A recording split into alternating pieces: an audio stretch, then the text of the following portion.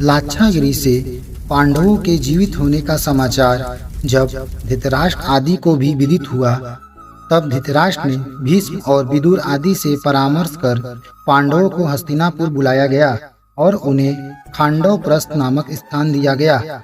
पांडवों ने जंगलों को साफ किया और मैदानव नामक शिल्पी ने उनके लिए एक अद्भुत सभागार का निर्माण किया। एक दिन जब महाराज युधिष्ठिर के मन में सम्राट बनने के निमित्त राजसूय यज्ञ का विचार आया, तब उन्होंने सोचा कि इस विषय में श्री कृष्ण जी जैसे नीति निपुण व्यक्ति से परामर्श लिया जाए। श्री कृष्ण जी ने द्वारका से आकर इस पर यह सम्मति दी कि जब तक आप मगध के राजा जरासंध को न मारो, तब तक आप राजसूय यज्ञ के अधिकारी नहीं हो सकते, क्योंकि उसने 86 राजाओं को अपनी कैद में रखा हुआ है, 14 को और कैद करना चाहता है। इसके पश्चात वह उन 100 राजाओं की बलि देना चाहता है।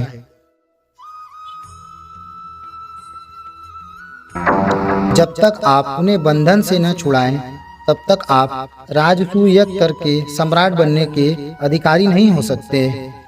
श्री कृष्ण जी की यह बात सुनकर युधिष्ठिर तो हतोत्साहित हो गए और उन्होंने राजसूय यज्ञ का विचार त्याग देने की बात कही, क्योंकि जरासंध जैसे दुर्दान एवं क्रूर राजा को वश में करना सिंह के मुंह में हाथ देने के तुल्य था।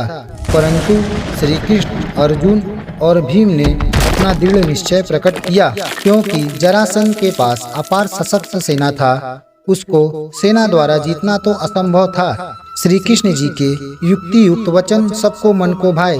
श्री कृष्ण जी व्यर्थ के मार काट एवं रक्तपात के विरोधी थे। उन्होंने द्वंद्व युद्ध द्वारा अकेले जरासंध को मारने का निश्चय किया और भीम तथा अर्जुन को लेकर मगध की ओर ले चले। वे मगध की राजधानी गिरिव्रज तक पहुंच गए। वे नगर में मुख्य द्वार से प्रविष्ट नहीं हुए। उन्होंने चैतक नामक विशाल शिखर को तोड़कर नगर में प्रवेश किया। उन्होंने ब्राह्मण का वेश धारण किया, एक माली से मालाएं छीनकर धारण किया। वे सीधे राजमहल में पहुंचकर जरासंध से मिले। उस दिन भीम और अर्जुन ने मौन व्रत धारण किया हुआ था। जरासंध ने उनका सत्कार किया। श्री कृष्ण ने इन दोनों का परिचय दिया और बताया कि आधी रात के समय ये अपना मौन तोड़ेंगे, तभी वार्तालाप हो सकेगा। जरासंध ने यज्ञशाला में उनके ठहरने का प्रबंध किया और अर्धरात्रि को आने का वचन देकर स्वयं राजभवन में चला गया। अर्धरात्रि व्यतीत होने पर जरासंध इनसे मिला तो इनके माली से पुष्पमालाएं छीनने और चैतक के शिखर तोड़ने का सारा वृत्तांत उसे ज्ञात हो चुका था। इनकी भुजाओं पर धनुष की डोरी चढ़ाने के चिन्ह देखकर वह समझ गया कि ये क्षत्रिय हैं। उसने अपनी शंका प्रकट करते हुए पूछा कि हे महानुभावों, यह वेश परिवर्तन क्यों कर रखा है? आप यहाँ किस प्रयोजन से पधारे हैं? सीधे द्वार से न आकर चैतक के शिखर को तोड़कर आने का क्या कारण है? शंकाओं का निवारण करते हुए श्री कृष्ण जी ने कहा कि महाराज, ब्राह्मण, क्षत्रिय और वैश्य तीनों वर्ण स्नातक के नियम में रह सकते हैं और आप हमें क्षत्रिय स्नातक जाने। और पुष्पमाला सौभाग्य का चिन्ह है, इसलिए धारण किए हैं। मौनी इसलिए हैं कि क्षत्रिय कर्मवीर होते हैं, वाक्सूर नहीं। द्वार से न आने का कारण यह है कि आप हमारे शत्रु हैं और नीति के अनुसार शत्रु के घर में दीवार तोड़कर जाना चाहिए और मित्र के घर द्वार से प्रविष्ट होना चाहिए। इससे हमारे आने का प्रयोजन का आप अनुमान लगा लीजिए। जरासंध ने पूछा, मैंने आपका कोई अपराध नहीं किया, फिर मेरी आपकी शत्रुता कैसी? श्री कृष्ण जी ने उत्तर दिया कि तुमने 86 राजाओं को कैद कर रखा है और 100 की संख्या होने पर उनकी बलि देने का विचार बना रखा है। तू जाति का घातक है और हम उसके रक्षक हैं। यही हमारी आपकी शत्रुता का कारण है। मैं कृष्ण हूँ और ये पांडव पुत्र भीम और अर्जुन हैं। हम तुझे ललकारते हैं, या तो तू राजाओं को छोड़ दे, अन्यथा हम में से किसी एक के साथ द्वंद्व युद्ध कर। जरासंध ने कैदियों को छोड़ने से तो इनकार कर दिया।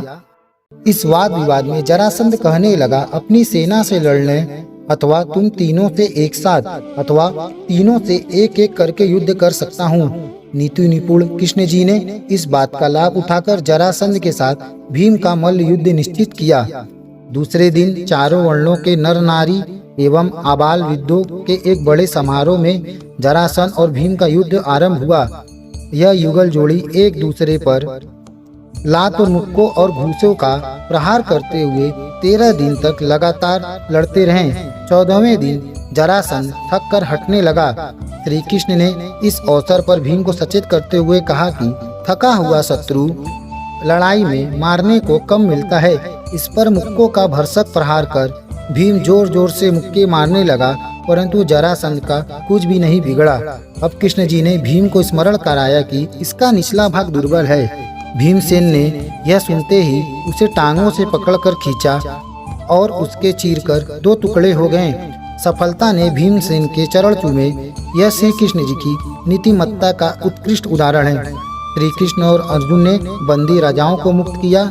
जरासंध के पुत्र सहदेव का राज्य सिंहासन पर बैठाया।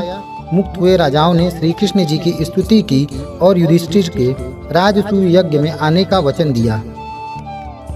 यह श्री कृष्ण जी की नीति का अद्भुत उदाहरण है। अगर जरासंध एवं पांडवों की सेना आपस में लड़ती तो कितना रक्तपात होता।